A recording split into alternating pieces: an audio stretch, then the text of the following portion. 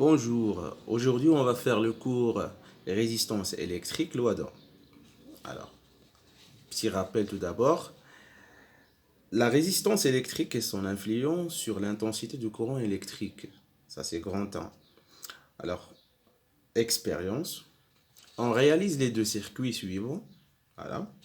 On a le premier montage.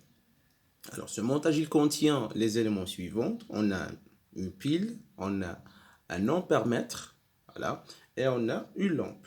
N'oublions pas qu'un ampèremètre, on le monte en série dans un montage électrique. Alors bien sûr, la pile, elle est polarisée, ça veut dire elle contient un borne positif et l'autre qui est négatif. Et aussi l'ampèremètre, il est aussi polarisé, ça veut dire on doit insérer la borne positive avec celle du borne positif du pile. Et l'autre borne négative, elle doit être insérée avec la borne négative de la pile. Alors, l'intensité de courant électrique, il est mesuré par l'ampèremètre. Donc, on trouve que I, c'est l'intensité électrique, égale à 90 milliampères. Voilà. On ajoute un conducteur ohmique en série. Alors, qu'est-ce qu'un conducteur ohmique? C'est une résistance, tout simplement. C'est la résistance. Alors, le conducteur ohmique, son symbole, on l'insère, ou bien le symbole, on le dessine comme un rectangle. Là-dedans, on écrit R. Ça veut dire, il nous indique que c'est la résistance.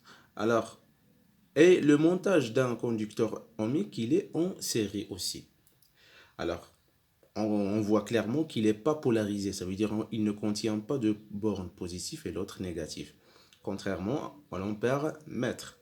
Donc, lorsqu'on a inséré ou bien le conducteur ohmique, on constate que l'intensité du courant électrique a diminué. Avant, on avait I égale à 90 mA, maintenant on a 40 mA. La luminosité, elle est très importante ici, elle est bien, mais on voit clairement ici que la luminosité a diminué. Voilà. Alors, observation.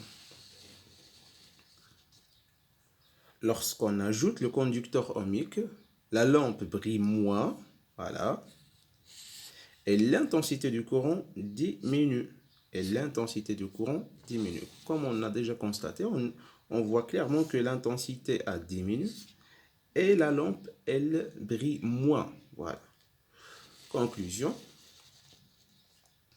Un conducteur ohmique appelé encore résistance, ça veut dire on peut dire conducteur ohmique ou bien la résistance, est un dipôle non polarisé. Non polarisé, on a déjà expliqué, ça veut dire qu'il ne contient pas de bornes positives et bornes négatives. Voilà. Alors, caractérisé par une grandeur physique appelée résistance.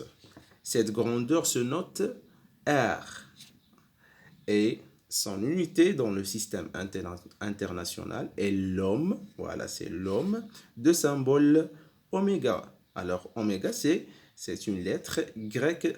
Alors, on la trace ou bien on la dessine comme ça, oméga. Mais on ne l'appelle pas oméga, on l'appelle ohm.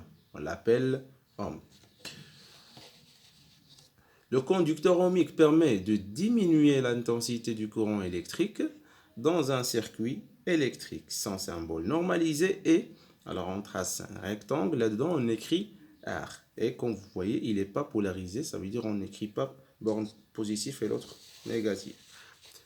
Alors pour déterminer la valeur de la résistance d'un conducteur ohmique, on peut utiliser l'ohmmètre, c'est un appareil qui mesure la valeur de la résistance, ou bien on utilise le code des couleurs, ou bien une loi appelée loi d'Ohm.